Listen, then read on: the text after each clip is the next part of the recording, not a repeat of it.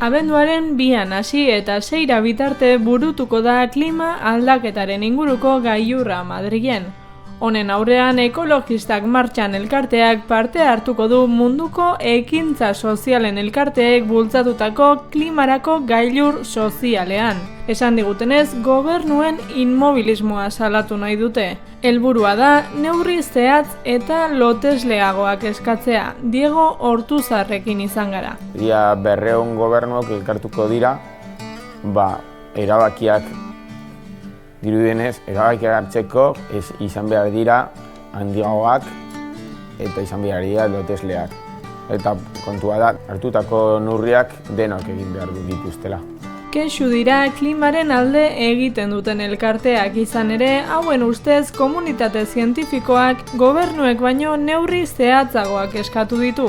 Atzera bueltarik ez duen egoerara heldu baino lehen eman beharreko pausuak eskatu dituzte.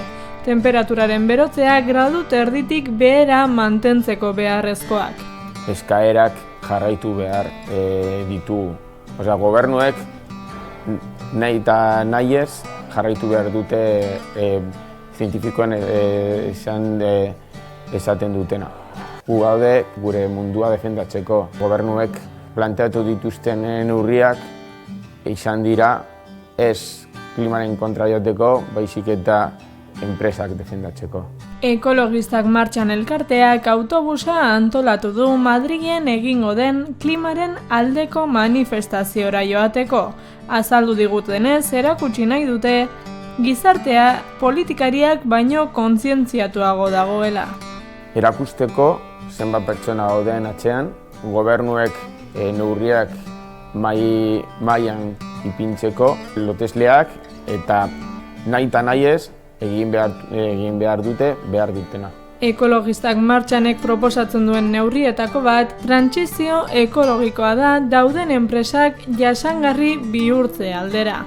Arazoa da nola aldatu energia ereduak eta gure kontsumismoaren ereduak esate baterako, horretarako denbora eman behar da eta erabakiak mahai gainean ipini behar dira, jendeak lana galtzen badu,